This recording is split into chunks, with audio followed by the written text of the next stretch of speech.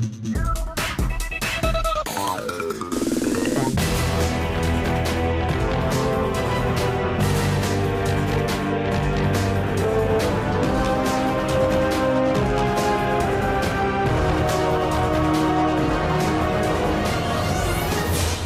up YouTube, Dal here from Zephyr Games, and today I am bringing you an update to a Blue Eyes Chaos Max build. So first off, shout out to Kev, who is putting one of these decks together, and he kind of asked me for a bit of help yesterday, and it kind of made me go, you know what, I want to put this deck back together again. Chaos Max, in my opinion, is still one of the scariest ritual monsters. It's just so powerful. Obviously, it's easier to out and deal with right now because of the way the game adapts and the non-target, non-destruction kind of effects.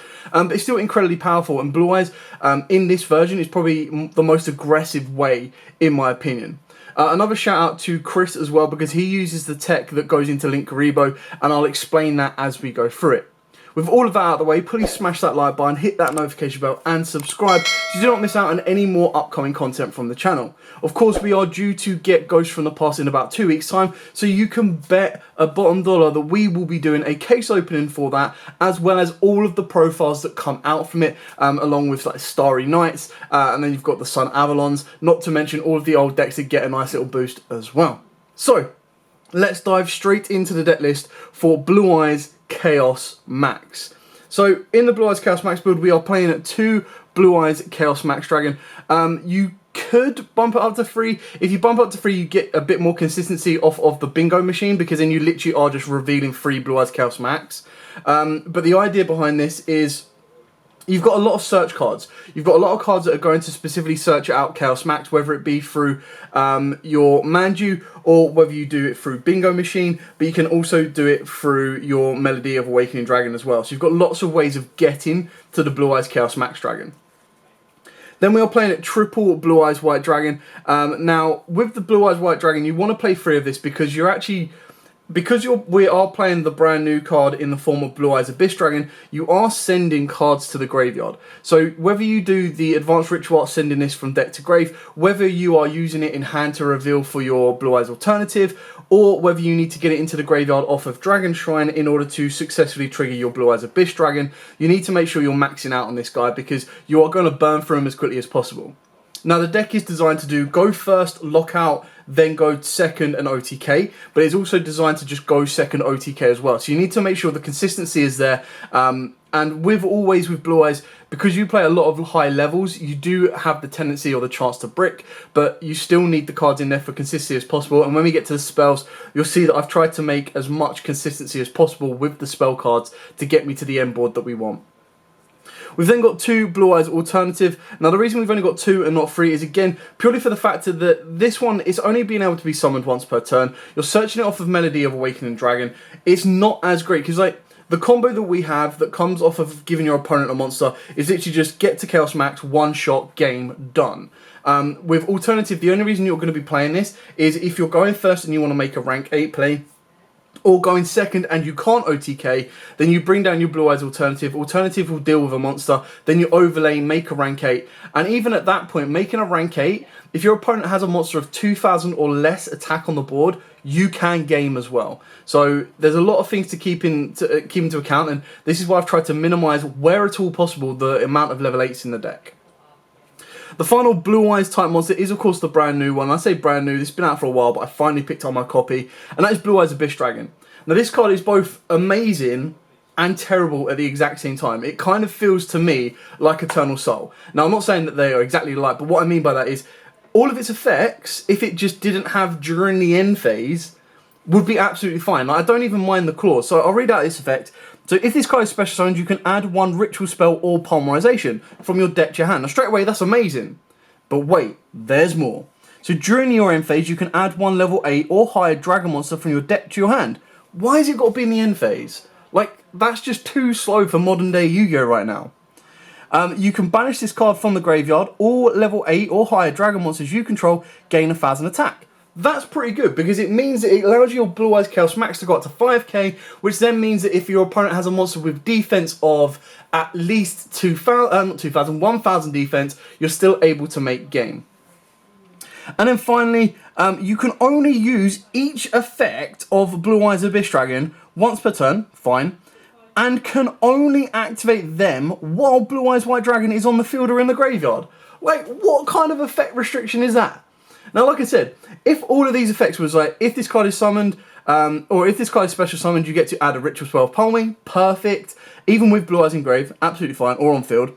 If it was like during your main phase, you can add the monster, great. That just gives you the pace that Blue Eyes need. It's still a card to be played at 1. It's still a card that you want to be sending to the graveyard because then you can revive it with Return of the Dragon Lords. It's not as easy to special from the hand unless you're playing the White Stone of Ancients, which we are not in this build because, again, it's just that little bit too slow.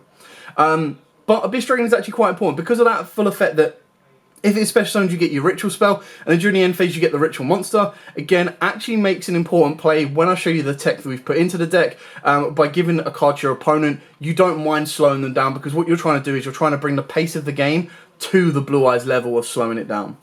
Then for the last Blue Eyes cards is the one White Stone of Legend. You actually discard a lot and you send a lot. So you want to make sure that when you're sending a White Stone or sending a card from the hand or deck or whatever, you have the ability to maintain a hand advantage to gain that card back. You keep in mind that with the rituals as well, and I'll explain them a little bit more, you want to try and minimise the fact of having to have the Ritual Monster, Ritual Spell, and Ritual Fodder, which is why we play like Chaos Form and we play Advanced Ritual Art, because that takes away the ability of having to have the Ritual Fodder. But you do discard a lot as well for your consistency cards and your search cards, especially like Melody of Awakening Dragon, and you need to make sure that if you're going to get Ash Blossomed or anything like that, that you're not losing out massively. Then for the last of the monsters, or as we go through the monsters, we've got double Manju, because we have a more important normal summon, which I'm building up to, do not worry. But if you don't get that normal summon, obviously Manju gives you that ability. You've got so many cards in the deck that are literally search this card or get to this card, that you've got a consistent basis, that Manju just helps get you to the other point that you might be missing, because Manju can count as either the Ritual Spell or the monster. Then we've got 3 Kaijus. Now, I've gone with triple level 8 Kaijus purely because if you give one to your opponent, you give one to yourself as well. Straight away, you've got the ability to, if you get a Blue Eyes or a Blue Eyes alternative on the board, you've got rank 8 plays, and that is going to leave you technically hitting over Gameciel just 200 short of game, unless you've been able to reduce it even more.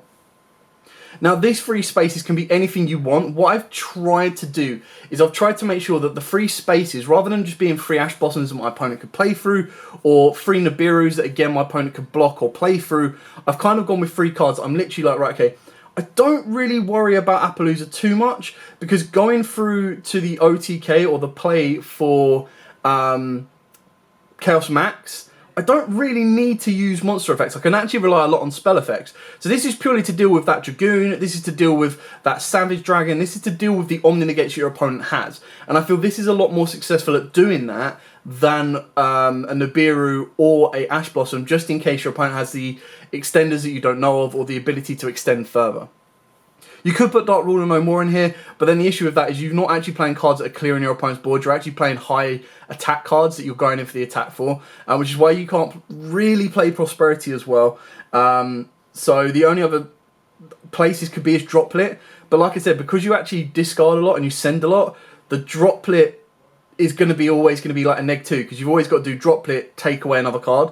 So you're always going to be playing with 4 cards, and sometimes you need a little bit more than that to get going. Whereas a Kaiju, rather than going Droplet, discard 1 to negate in half, which can be good for Chaos Max, you can actually just go Kaiju and continue to play. Now onto the Spice Monster. Now the Spice Monster, again, shout out to Chris on this, is Nightmare Corruptor Ridley. I'm pretty sure it's Marley as well that used this first. But the reason we've gone with Nightmare Corruptor Ridley is a lot of people play the Incantations, and I've thought about this, and even Kev was playing these, and I thought about it even more and more. And the reason I've gone with Ibli over the Incantation is because the Incantations, yes, they give you a bit more consistency, but you need to have the cards in hand to reveal for them, and if you don't, then they fall apart. If they get ashed, they fall apart. And you need Creature Swap in order to give it to your opponent to then make it effective. Whereas with Nightmare Corruptor Ibli, the idea is that you normal summon this, you link it off into Link Garibo to protect you from traps, or you can go into a Salamangreat Almirage to protect one of your monsters from destruction. But the idea is that you're giving them a 0 defense monster that can stop them special summoning, so that allows you to slow the game down to a Blue Eyes pace. But if they're not going second, or if you're going second and you've been able to Kaiju one of their monsters, this is still just as good, because you give them Ibli, and then all you need to do is get Chaos Max on the board, and Ibli can just Chaos Max can just smash through Ibli and give you game straight away as well. So Ibli gives you the ability of going first and second a lot more consistently to give you game rather than the incantations, which is why I've maxed out on this. And it's also, as we move into the spells, why I've maxed out on Silent Mining, because you want to get to it. Now, again, it's not the end of the world depending on what you discard for Silent Mining, as you might be discarding like a Blue Eyes that you've got 2 of in your hand, or you might be discarding the White Stone of Legend. Again, that's then going to get you the monster back you've discarded, so you haven't really negged in any particular fashion for that. It can also put the Abyss Dragon in the graveyard should you then want to play the Revival, but it can also put Dragon's Return in the graveyard that can protect all of your cards from, or all of your dragons being destroyed by card effect. So again, that gives you another level of protection. Another card that might be quite good is you kind of need to, if your opponent stops Ibli, so whether they do like DD Crow or Ghost Bar or something like that, you need to have the ability to stop that. Right now, you don't really have anything apart from the single Caught by the Grave, which is a bit of a kick in the nuts, but you have to play it while we've got it. Now, for the draw card, you can actually play anything you want. Well, I say anything you want. You could play Pot of Desires to be a little bit cheaper. You can also play Desires plus Trading. But the reason I've gone with Extravagance is purely because with Extravagance, it's one of them ones where you play it as the first thing you do. So straight away, your opponent has to go, right, do I ash the Extravagance? If they don't ash the Extravagance, the chances are either they know what you're playing and they're holding back the ash for something a little bit more dangerous later on. But, you know, I think a draw 2 always demands an ash. If they ash this, then you're good to go for the rest of your turn. So, like, if you've got a load of Melody Awakening Dragons and you've got your Silent Minings, then you know you're free to go. And if you've got combo in hand already, Extravagance is one of the best cards to literally go, ash me, I dare you. Now, like I said, you can play Pot of Desires. Pot of Desires allows you to play at any point, but the risk of Desires is you might actually banish your combo pieces, whereas with Extravagance, again, the risk is there to banish your bits from the extra deck, but you play so many of them, and because you're only banishing 6, it's not as high of a risk. Now, a lot of people might be like, well, what about Prosperity? Well, keep in mind, Prosperity does half damage for the rest of the turn, so unless you're able to put 16,000 damage on board, very unlikely, then you kind of want to go with something like Extravagance or Desires. I'm still up, contemplating about Extravagance, but I do like that ability, because a lot of my cards I'm searching for anyway. So I do like the ability of playing Extravagance, dealing with it, and then going from there. And then, of course, we've got Triple Bingo Machine Go. So glad that this got a reprint, so it makes it a little bit cheaper for everyone to pick up. And what this kind of does, this is why you'd probably put Chaos Max at free, and probably the Ritual Spell as well of Chaos Form at free, just so you can reveal all 3 of them, and then get them to add. But, so you reveal 3 cards from your deck that each meet at least one of the criteria listed below. Your opponent randomly picks one for you to add to your hand, and then you shuffle the rest into the deck. You can only activate 1 Bingo Machine Go per turn. So you either reveal a Blue Eyes monster or spell or trap that specifically lists the card Blue Eyes White Dragon or Blue Eyes Ultimate Dragon except Bingo Machine Go.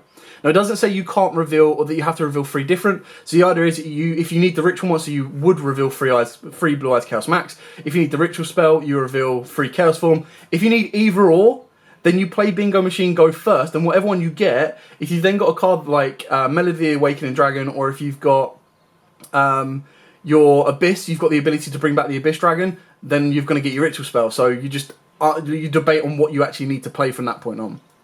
Then, of course, you've got Triple Melody of Awakening Dragon. Discard a card, add 2 with 25 or less defense and 3k or more attack. So that pretty much covers your Blue Eyes alternative. It can cover... the only one it can't cover is the Abyss Dragon, which is perfectly fine because you actually want that in the grave. You don't want that in your hand at any point. But this gets you Blue Eyes alternative, and of course your Chaos Max. So chances are, if you've not got Blue Eyes in hand and you go in for aggression, you'll go for Blue Eyes plus alternative. That gets you alternative on the board. If you already have Blue Eyes in hand, then you're going to go for your Chaos Max. But the chances are 9 out of 10 you want to go for Chaos Max off this guy. That's going to help get you game. We've then got Triple Dragon Shrine. Now, the reason this is important now, more so than previously, is the idea is that through your start, you're going to send a Blue Eyes from deck to the graveyard, and then you'll send the Abyss Dragon. Straight away, your Abyss Dragon is live because Blue Eyes is in the graveyard, so then all you need to do is combo that off with a Return of the Dragon Lords or a Monster Reborn, and wham bam, thank you ma'am, you've got your level 8 back. Your Abyss Dragon then searches you out your Ritual spell, and then during the end phase, it can get you the Ritual monster if you've already Iblied your opponent, because that's the pace you want to go for. Speaking of revival spells, we've gone with double Return of the Dragon Lords and the Monster Reborn. Monster Reborn bring back anything, Return of the Dragon Lords, specifically a level 7 or 8 dragon. But by doing so, you then put this in the graveyard, it gives you protection. So if a dragon monster or monsters you control would be destroyed by battle or card effect, you can banish this card instead. Not an activated effect, it's a passive effect. It's a replacement, so you know your opponent can't really negate it or do anything with it. And that's really good to kind of keep your monsters alive if they feel that they're about to destroy them and get over it. Then for the ritual spells, we've got double Advanced Ritual Art and double Chaos Form with the single Call by the Grave. Obviously, Advanced Ritual Art, send Blue Eyes from deck to grave, give you a Chaos Max. Chaos Form, banish a Blue Eyes from the graveyard, give you a Chaos Max. So both these ritual spells, Chaos Form is obviously searchable with all of the cards like Bingo Machine, but keep in mind as well, Advanced Ritual Art could be searched by Abyss Dragon and Manju, so you've got the best of both, whether you've already got Blue Eyes in graveyard or if you've already got... if you haven't got a Blue Eyes in graveyard, this can obviously help set up your Abyss plays as well. And then Call by the Grave, because it's only at 1 at the moment, you need to make sure that your Ibli resolves as much as possible, and you kind of want to try and make sure that you're stopping your opponent's hand traps at any point that they do try and stop you. So that's it for the deck lineup. That is an exact 40 cards. I wouldn't advise bumping it up above 40 purely because you want the consistent factor as much as you possibly can, but it is working out quite nicely. Moving on to the extra deck, we play triple Link Garibo. This is the best card to trigger off your Ibli or to link your Ibli off to because it requires a level 4 or lower Cyberse. But what this gives you the ability to do is if your opponent activates a trap card, quick effect, you contribute this card, negate that card's effect, and if you do, banish it. So it's really good in the Eldritch matchup because you're banishing the card so they can't then get the graveyard effects. On top of that as well, if your opponent tries to evenly match you or anything like that, you can link Karibo and save it and play a little bit more. The only other option that you have is Almirage, which is why we only play Almirage at 2, but you kind of want to have as many targets in here just in case you do banish them off of Extravagance to get your Ibli to your opponent, because 9 out of 10, when you look at the meta decks around, they're really going to struggle to out the Ibli themselves. For the XYZs, we do play triple number 97 Dragula Bond. This is obviously your combo getter, your combo star. It can give you a defensive rank 8 or an offensive rank 8, because what it does is it reveals 2 Dragon XYZ number monsters with different names from your deck. You attach one as material to the other and special summon the first one. So I would play, I don't have 2 more copies, I need to get 2 more copies for this particular build, but you'd max out on the Numeron Dragon purely because this is your out and out aggressor. So this is if you can't get the Chaos Max play, you go into your 100 Numeron Dragon effect, because what this does is it gains attack 1,000 for combined ranks on the field. Now obviously if your opponent's got XYZ, great, an additional bonus. If it doesn't, it's going to get 9,000 because you've got a rank 8 there and you've got a rank 1 there. It's going to get 9,000 attack straight away. So if you're able to attack directly, if you're able to attack over an opponent's monster of 1,000, if they've already taken damage because they've made Verti Anaconda or anything like that, and you've kaiju'd it, kaiju'd the Dragoon and then just smash over the Verti, then you're going to go in for game. If you're like full-on defensive option, you've got your Hope Harbinger, and we're going with 2 of these because it's not as important, but you still need the materials to attach, and this one allows you to negate spells and redirect attacks. And then of course you've got your Hope Heart Earth Dragon, but again this is the defensive one. It's a little bit easier to deal with, but again the idea is that you're able to sit on this as a full-on defensive. If your opponent's like, oh, I play 101 spells, 1 being negated isn't going to matter, then you go with Heart Earth Draco. But the chances are you're going to go be aggressive more times than not, so you're going to go for your number 100, which is why you max out on that opposed to maxing out on these. And technically you've got 4 defensive cards and then 3 aggressive cards. And that's pretty much it for the extra deck. Again, I wouldn't say short, sweet and simple, but it gives you a different angle for Blue Eyes. I really, really enjoy the Chaos Max version. I think it definitely has a higher power ceiling than normal Blue Eyes. And another card you could consider putting in here would be Galaxy Soldier. So you could put, instead of your Gamma Seal or your 3 Kaijus, you could put in the Galaxy Soldier. And then the idea is that you're going to be discarding your lights to make your Infinity Dragon for going first. But then again, keep in mind the issue with that is you discard quite a lot. So you're discarding off of Silent Mining, you discard off your Galaxy Soldier, and you're not really gaining the advantage back unless you're discarding a very specific card. So that's where you kind of want to make sure that what you are discarding is not so much coming back to you, but is giving you the ability to not burn out your entire hand and go, right, I still need to discard 1 more card, but I can't because I don't actually have it in the hand to discard it. So yeah. And that is it for the Blue Eyes Chaos Max build. I hope you enjoyed it. I hope you can kind of see the angle that we're going for. And I hope you can kind of...